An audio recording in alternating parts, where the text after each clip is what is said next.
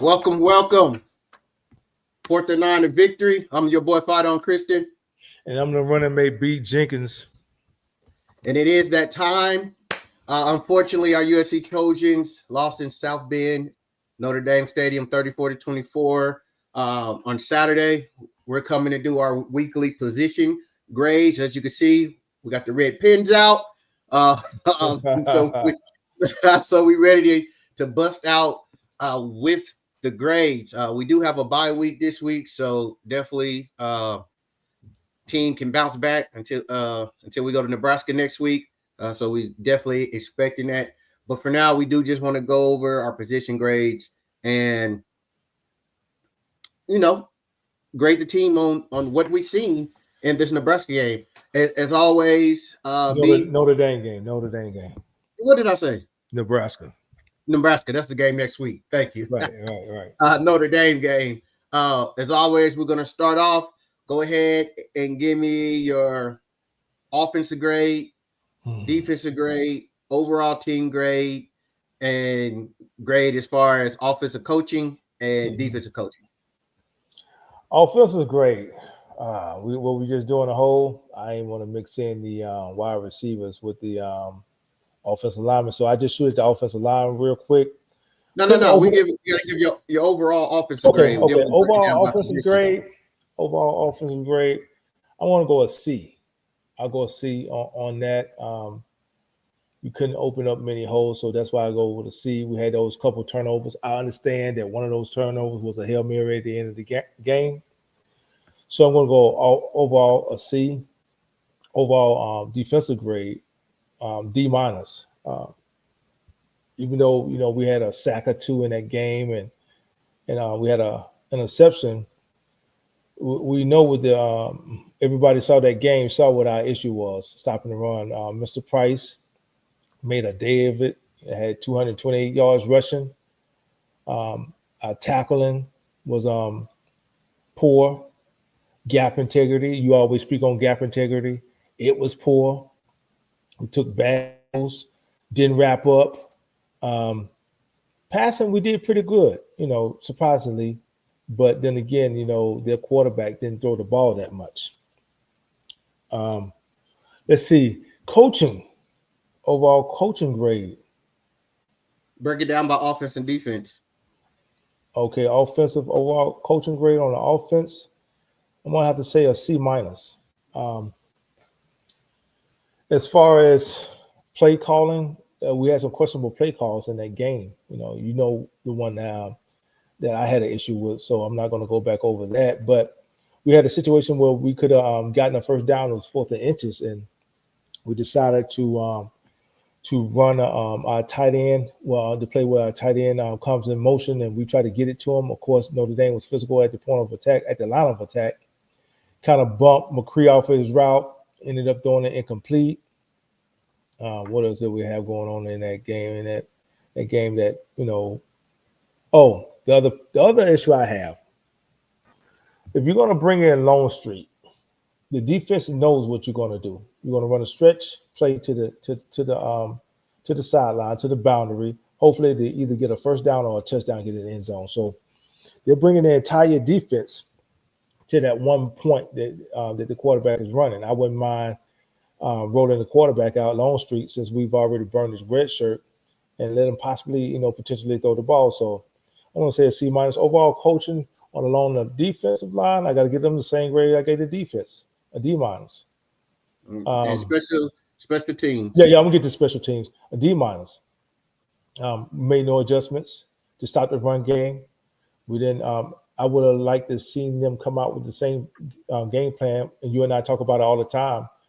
Put 3 linebackers in there and set out to stop the run. I didn't see any adjustments, like we were afraid of the pass. Again, that quarterback from Notre Dame didn't really show me anything that warranted us playing, soft on the outside. So I want to say a D minus. Special teams. Our field goal kicker has been money. However, I have to give the special team a pass this week, because this is the first time that this season that they give up a kickoff return. Am I excusing it? No. We had a shot to get him down get the returner down at the 15-yard line, miss that tackle. There were a few holding calls that the referees could have called, but again, I can't put that on them. He ran between 4 or 5 defenders. So, but we again, our field goal kicker has been money. So I'm going to say, as far as the special teams, and he normally kicks it out of the end zone, and he did his job on that play. It's just that the guy decided to run it back when he kicked it to the end zone. So I want to go with a B- on the special teams. Yeah, and what was the overall team grade? Overall team grade, that's a tough sell. I'm not gonna be as benevolent today. I'm gonna say a C-, but it's teetering on that borderline of a D. It's really teetering on that borderline of a D. So for me, offensively, and I'm gonna get through this. On the offensive side, I'm giving us a C, a C-, right? Okay. And it's all the turnovers, drop balls, poor blocking by the offensive line, being dominated all game. Right. Offensive coaching, I'm going to give us a C. As far as offensive coaching, we already talked about it. I didn't disagree with the trick play, but I didn't like the 4th down calls that we did, so I'm going to give us a C there. Defensively, a D, right? When you let a team run 300 yards on you, a D. Coaching, defensive, same. It's going to give them a D. Special teams getting a C. Our kicker's outstanding. He's the only reason that we got a C. It doesn't matter to me that this is the first time somebody ran back a kick all year. He's been kicking in the end zone. Luckily, I know many people don't return to keep it, but when they did, not only that, it's the time of game that it happened after we just took the lead. So also, it's not the first time that Price he ran a kick back against us in South Bend in 2023. So definitely going to give a C for that. And the overall grade from the game is going to be a C-, right? And so pretty much the same as mine. Yep. All right, let's keep this moving. Going to our position groups. Jaden Maeva, QB, 22 for 42, 328 yards, 2 TDs, 2 interceptions, QBR 87.5. What's your grade for him? Well, again, with Maeva, he's been pretty solid for us this season, man. I can't really harp on that. Again, that last touchdown was a Hail Mary. So while it counts in the last interception.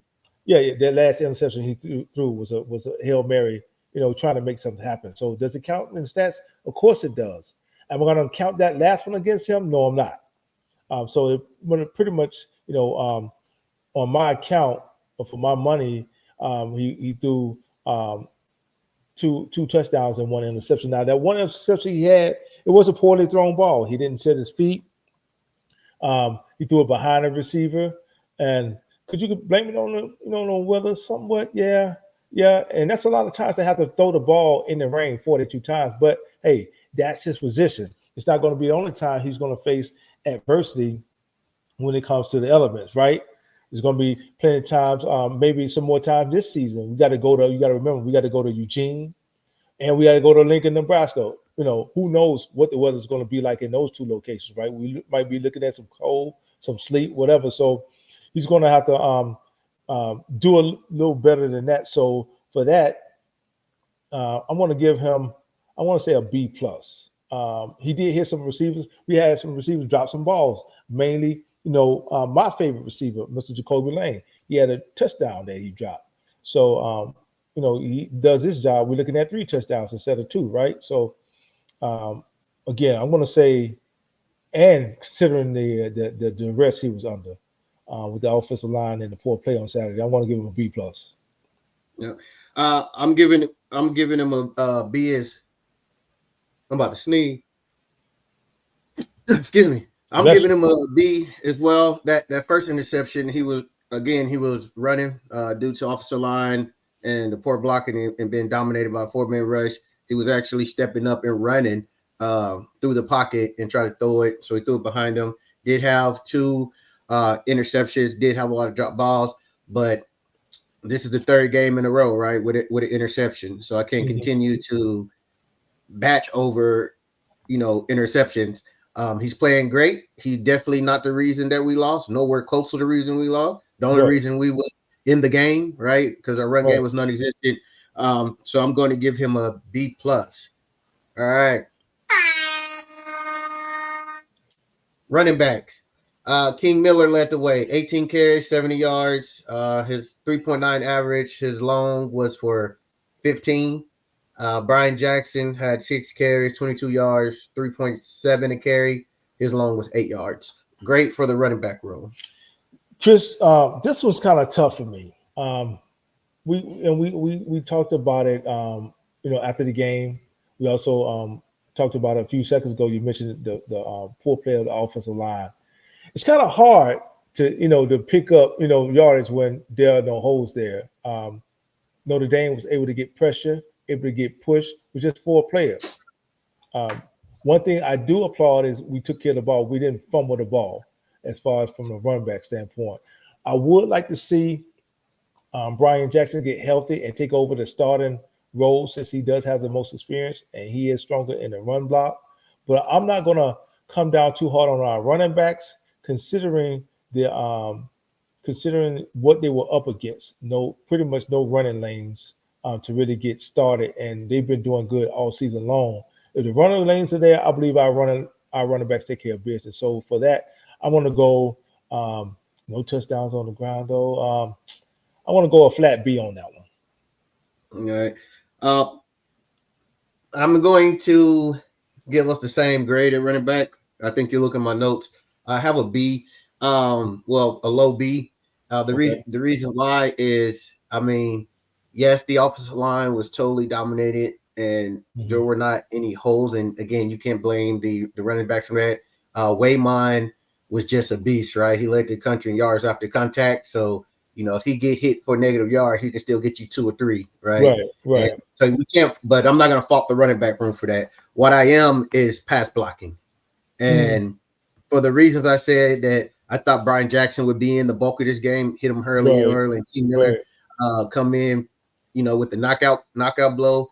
One reason it's pass blocking. And our running backs, you remember before this game, I told you when I was watching the film, I was like, hey, there's some issues that we're going without Jordan and Sanders, that we're good pass blockers. I'm looking at, this film, like, check this out. And we did see those again where running back pass blocking is not to the level that we have seen it all year.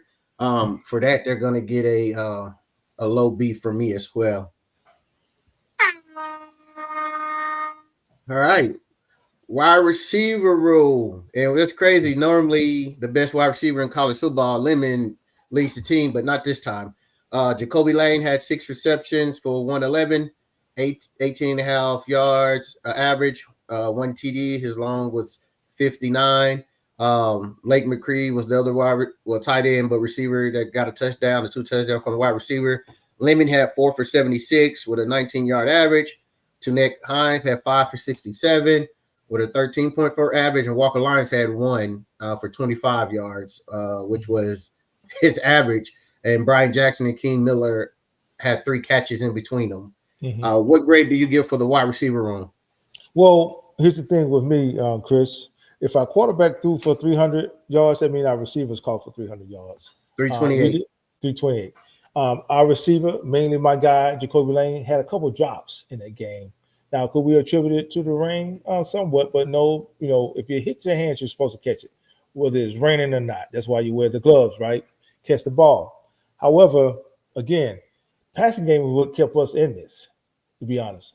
Like you said before, we couldn't open up any holes to run the ball. The offensive line, pretty much was I wouldn't say none existed, but did they play up to their potential last Saturday night? No, I don't think they did. And for that reason, our quarterback was pretty much under pressure. He was pressured a lot Saturday night. Pass blocking is not that great either. But again, we did have some key drops. So for that reason, your phone has this. For that reason, I'm going to say I'm going to say a high B, like a 88 or 89. All right. Well, I'm definitely not going to be benevolent. Wide receivers are good.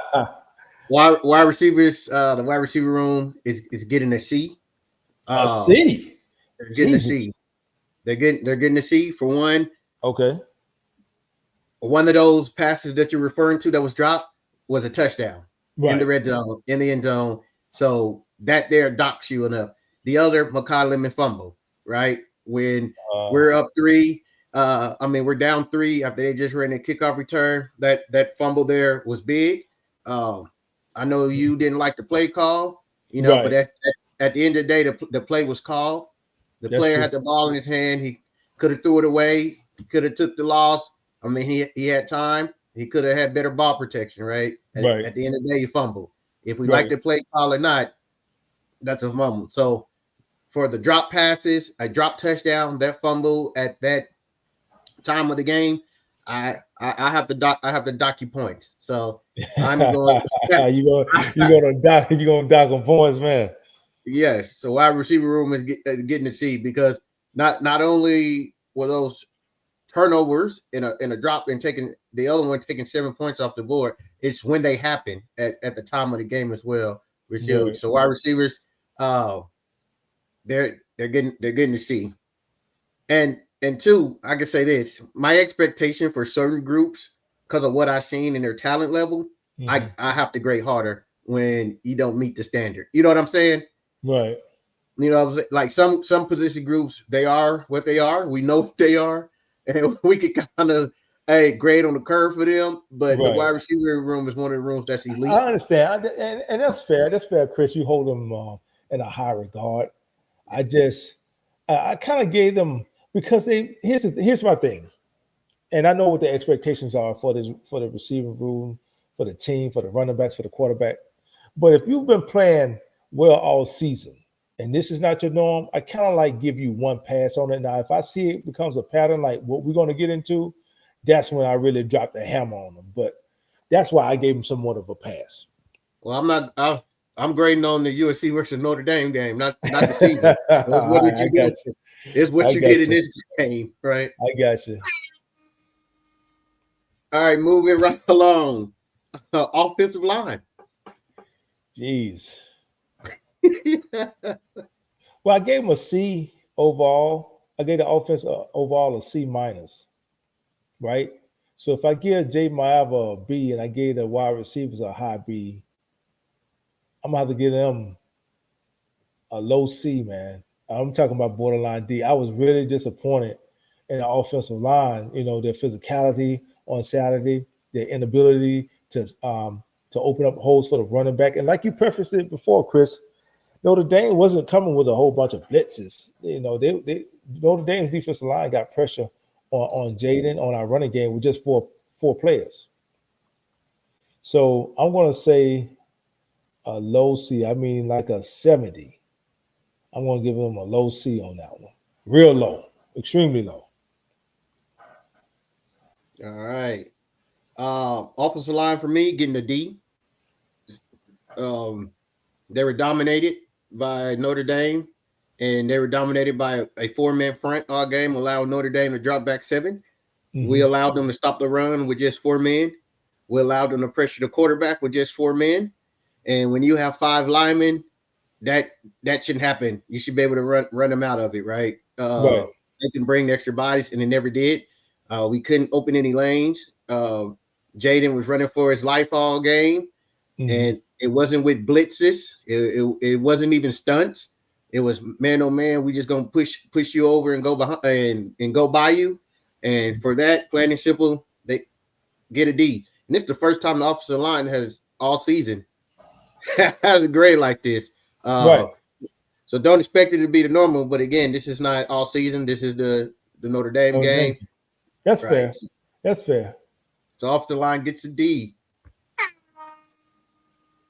All right, moving right along. Start with the big guys up front, the D line.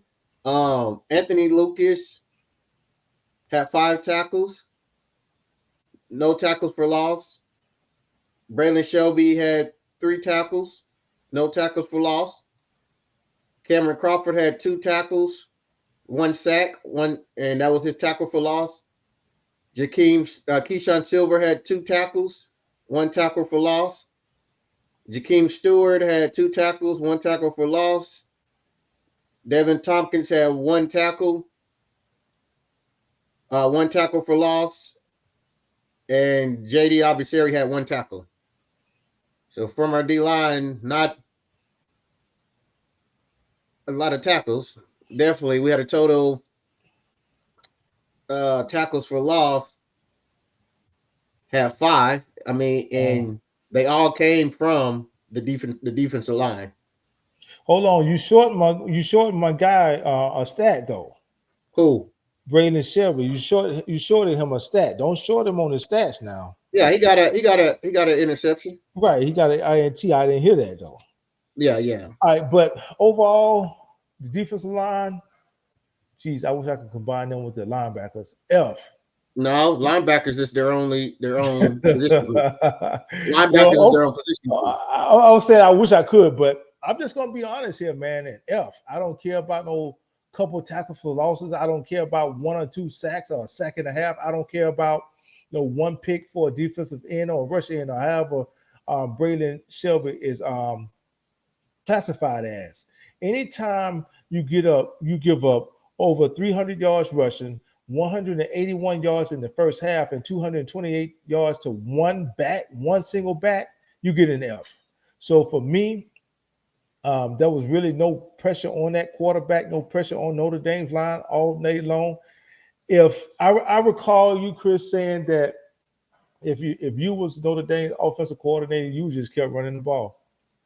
And truthfully, if you ask me, if I was their offensive coordinator, I would have done the same thing too. You would have saw the final stat: Notre Dame rushing for 600 yards on USC.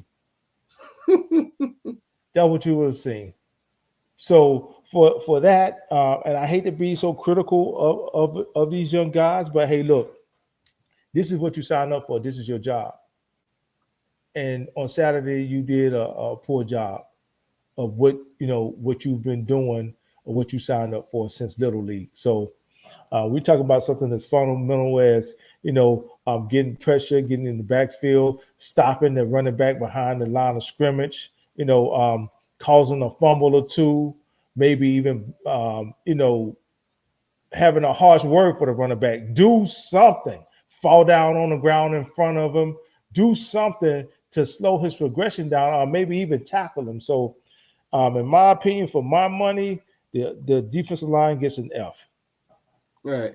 And I'm gonna do defensive line, go into linebackers because mine gonna run together, and then we'll come back for you for your linebackers. But for me, the defensive line gets a C. The reason the reason the defensive line gets a C for me, right? They got an interception. They the ones got the sack. They got all the tackles for loss. And watching that game, watching that film, this was totally different than the Illinois game. In the Illinois game, our defensive linemen were getting pushed 4 and 5 yards at the ball. That's not what happened this game. What happened this game is that they was in stalemates. They wasn't getting off the block, but many times they were getting doubled because we was running, with 4 men up front. They were getting doubled, but they wasn't getting pushed back. And the reason they ran for all those yards is this next position group. Linebackers get an F. Linebackers get an F because the same thing we have been seeing since week 1. The linebackers are not fitting the gaps. They're not going to the right gaps. They're either late, they're catch blocking, they're allowing our 3 techniques to be doubled, and for them and then the linemen will roll off that double when they're 3 and 4 yards off and catch the linebacker at 4 or 5 yards because linebackers are not coming downhill. They're not reading their keys. When you see a guard and tackle pull, they supposed to be stepping up, hitting that gap. You know what I'm saying? And they're not doing it. I can't believe you're gonna put all of that on them linebackers, man. I can't believe you're gonna put every last bit of that on them linebackers. This. I mean, the film says the film shows what the film shows. I get what you're saying, but again, those defensive linemen got to get off those blocks too. I can't believe you're gonna put all of that on the linebackers, bro. The purpose of the purpose. I'm not putting it all on the linebackers. That's why they got a low. That's why the D line got a low C. But the D line did something. They got negative plays. They got sacks. They got an interception. That's not an F grade. The linebackers didn't do anything. Yes, the linebackers. Stevens had 10 tackles. Gentry had 7. Again, our linebackers are leading us in tackles each game, but there is 7 and 8 yards down the field. They're not tackles for loss, right? And let me ask you a question. Would you put that more so on the formation that they're in? Or are you going to put that on? Because what I'm going to put it on, if you watch the film, you'll see linebackers are not shooting and filling the gaps. But what I'm saying is they're doing something if they're getting tackles. Me personally, I don't think that. I think they're out of position. If they're getting tackles, we'll get to that. We'll get to that. They're out of position, if you ask me. If they're getting tackles and 7, 8 yards down the field, guess what they mean? They're not shooting the gaps. They're not hitting the running back to the running back is 7 yards down the field to their normal linebacker stands where they're at. I mean, if you look at the film, you would see that when the guards and tackles and things are pulling, linebackers are not there. I think it has a lot to do with inexperience, right? So what are you giving the linebackers then, since you're running them together? The linebackers got an F. Okay, I didn't hear that. Okay, go ahead. Oh yeah, I told you. I said the D line got a C, the linebackers got an F. Okay, go ahead. Yeah, I get that's what I preference it. That's why I was going straight to it. I'm giving the linebackers an F because it's an ongoing thing. It's been since week 1, all right. And a lot of people who watch football, they're going to assume it's all on the defensive line. The Illinois game, I'll be the first one to tell you those defensive linemen were getting pushed 4 and 5 yards back. This game, this wasn't the defensive linemen getting out physical or anything. Yes, they couldn't get off the block, but they were double teaming those tackles, right? We have undersized tackles as it is. That's one of the issues. Our best interior defensive linemen are undersized. You're right. Is that would you put that on development? Because we got some defensive linemen that are big. When you talk about 300 plus pounds, we got defensive. No, it's not on development. We got beef in the portal, and we all assume the beef that came in was going to be a difference maker, and we haven't got the return on investment. We haven't seen it. So let me ask you a question. You're saying that we didn't have any beef before we hit the portal because Carlon Jones is 300 plus pounds. Kobe Pepe is 300 plus pounds. We didn't have any beef prior to that. Is that what you're telling me? The real beef that came in that we all was excited about, right? There was excitement about Josh Allen. I get that. No, there were two people. There were two people. I got that. We were banking on that. We said this defensive line is going to be what it is, right? Because of this, and we haven't seen it. Our best interior guys is Devin Tompkins, Stewart, Bucard. Right, we're talking about two freshmen, true freshmen right now, and Tompkins. Those are our best interior guys. When really Tompkins and Thanos really supposed to be on the edge, right? They're smaller interior. That's true. So that's why when we play against these teams with the bigger offensive linemen, we see this because they have 30 and 40 pounds on them guys. We're undersized. Unfortunately, the beef we brought in, we haven't got the return on investment on it. What we thought we were going to see. I get that part, but what I'm saying is this: we had some beef prior to bringing in some too. So my question to you again, Pepe has been there. I don't know how long, right? Right. And he's not been able to see the field this entire time. What about Carlon Jones? Carlon Jones, another young, inexperienced guy. But he hasn't been there. Who's younger than Thanos though? You said what? Who's younger than Thanos? You're playing Thanos on the inside. Who's younger than Thanos? Nobody. Okay, so do you think if the two guys you named was productive enough and better than the guys we playing that they wouldn't be playing? That should tell you something. If we're playing Thanos and we're playing a guy that's 17 years old, the coach is going to put the best people out there. We don't see practice. The coaches are not going to put people out there just because. They're going to put the best that they have to be out there. So the rest of the guys you name, and we're playing Thanos and Bucard, that means they give us the best chance to win, that they're better than the other guys. And so again, our most talented guys that we're playing on the inside are undersized. I think it'd be more so of it's more so of a scheme issue, but we'll get into that. I don't think it's not a scheme issue. It's not. I think it's a scheme issue because I think we running the wrong defensive front. Okay, so what defensive front you want to run? I want to put the 3 linebackers in there, like we've been saying. Okay, so the 3 linebackers. So go back to the Notre Dame game. We had 3 linebackers in there. The first play of the game where they struck out for that long run, that was 3 linebackers. We went 3 linebackers. But what I'm saying is this: our whole issue was to do what? Sell out to stop the run. Wait. Okay, hold on. Wait, let me finish. Are we putting those linebackers in the gaps? No, we're not. They're being reactive. They're not being proactive. They're being reactive. I'm talking about go ahead and putting them linebackers in the gap and setting out to stop the run. I've seen defensive fronts where we've run before in the past, so where we want to go ahead and put those linebackers in the gap to stop the run. I've seen this before. So what you do is you force Notre Dame to do what they forced us to do, pass the ball. It just so happened that they were able to do it with 4 and drop 7. So here's the thing. What you're referring to is when we show that simulated pressure, and sometimes we would blitz the linebackers and drop the ends back into zone or things like that, right? We don't rush them at all. We ran 3 linebacker sets, right? Saturday, we've ran against Illinois. We was even in 5-man fronts, and they still ran the ball. We've gone 4-3, and people have still been able to run the ball on us. We've gone 4-2-5, and people. So no matter what front we have been in, teams have been able to run the ball. Last week against Michigan, we came out with the three back. The defense is not what stopped Michigan from running the ball. It was the offense by going up double digits and make them going away from the run. Hold on, we didn't go up double digits until the second half against Michigan. The score at halftime was 14-7. Michigan. Okay, so check this out. Go ahead. So at halftime, Justice Haynes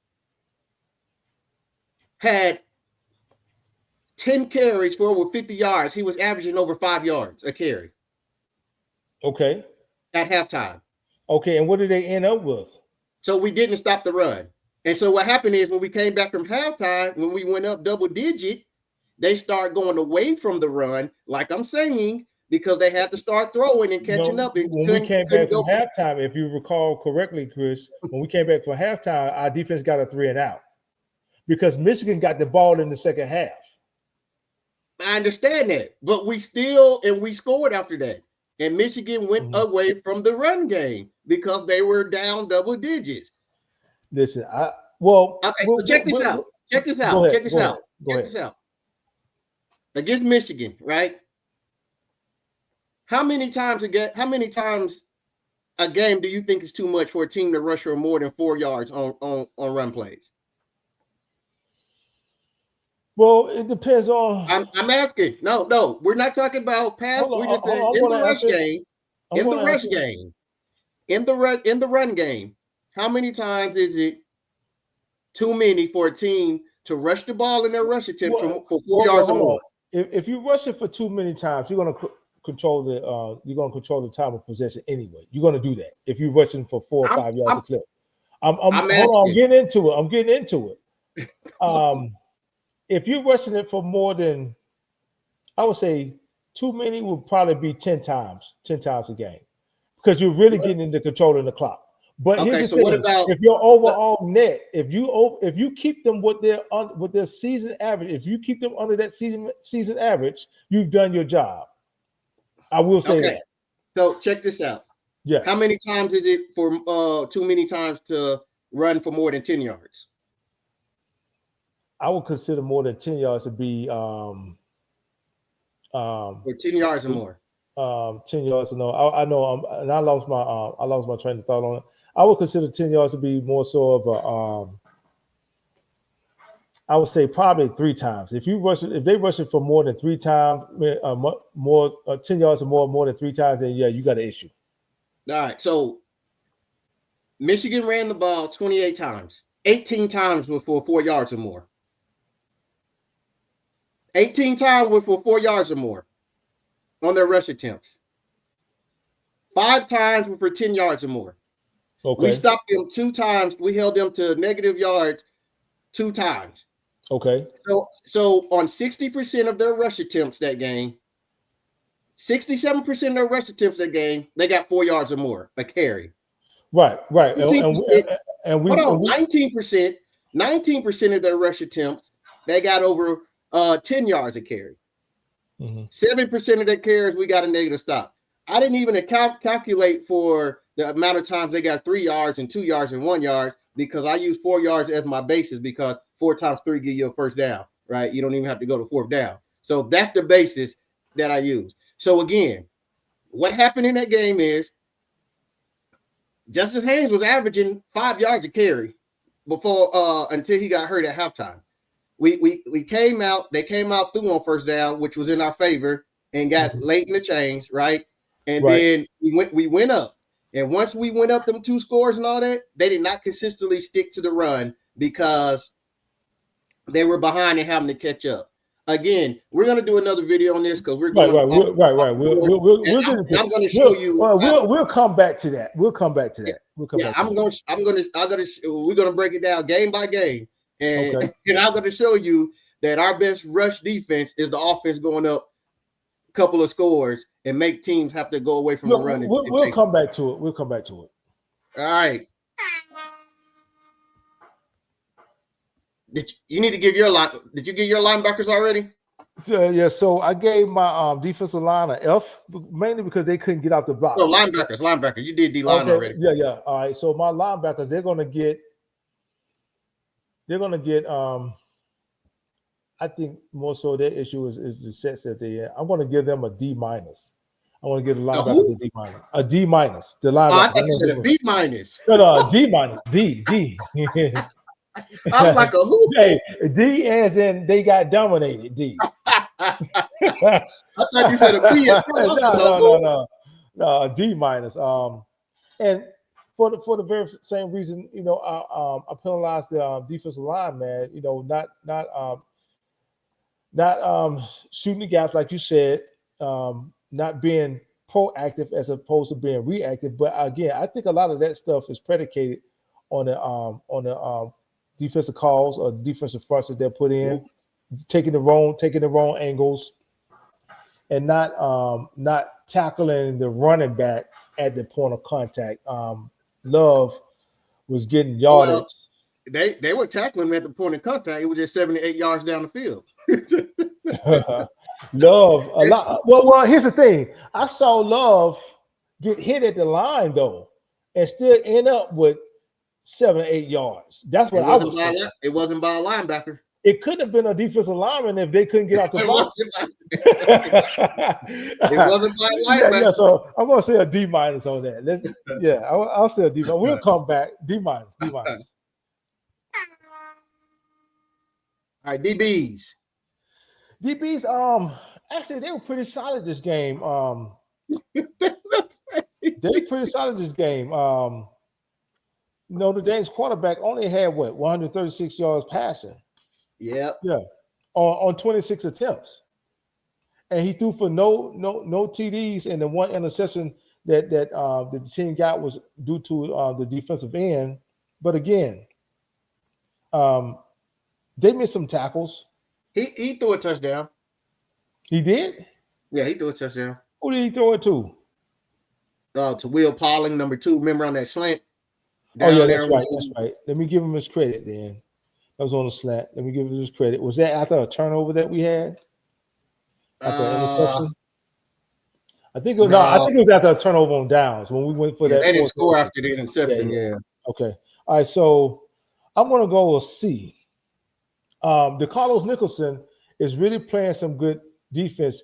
There was a time, one or two times that I counted, at least one time I counted where Notre Dame Love took off for a 50, 60-yard run, but I think we were in a man coverage and he didn't turn around. I guess I'm assuming he was trying to stick to his assignment on the receiver, and the running back kind of like ran behind him. He didn't see him. But for the most part, DeCarlos Nicholson, he's been playing pretty tough. Our safeties, Kamar Ramsey, I think last night, not last night, but Saturday night, I think I did see him in some of that nickel because we had Pierce in and we had Fitzgerald in. So he had to go back to the nickel. Again, he's out of position. Is he supposed to still make the tackle? Of course he is, but, he's really sacrificing his natural position for the team. I'm going to have to say a C on mine. Yeah. For me, um, man, is this the highest grade ever? I don't know. Well, I got a C plus for him. C plus. Okay. Yeah, and the reason I'm giving them C, like you said, Nicholson did play great. Our corners, Marcellus Williams, they played good. Nicholson played good. We didn't see what we've been seeing. I like that they cut the rotation down with those two and said, hey, Right. these are our guys. But the reason I'm going to give him a C, Bishop Fitzgerald did have one pass deflection. That's it. To the way they ran the ball, I don't think they needed to throw the ball. So, like, well, they threw it didn't have to do much, right? Well, But the reason they getting a C for me is, again, it's in the run game. Okay. And the issues of our run game is 3 levels, because there's some times I've seen when I'm breaking down this film, like I'm saying, the defensive line would get a stalemate. They weren't getting pushed back, but they weren't getting the push or getting off blocks. But you have linebackers and even safeties shooting the wrong gaps and not filling, right? Not taking the proper read. Then you have some safeties missing tackles. So for that, I'm going to give them a C. Okay. All right. Well, man, that wraps it up. For our position group grades. Y'all check out this next video that we're going to be dropping on Thursday. You got a little taste of it because we got our position grades and kind of start getting into it. But we're gonna break down and we're gonna look at and we're gonna talk about how USC can fix this rush defense. Definitely don't want to miss it. As you can see, we got 2 totally different viewpoints. So we're gonna talk about this, point out some things, and get that out to you guys and say what our suggestion is to how to fix this this run defense. So, man, we always appreciate everyone for liking, subscribing, commenting. Man, keep it going. Man, I don't have anything else. Do you have anything else? No, like you said, I just want to echo that. Continue to like, share, subscribe, and hit that bell for notification for when we drop content. All right, man. Till later on, everybody. Fight on, fight on. Fight on.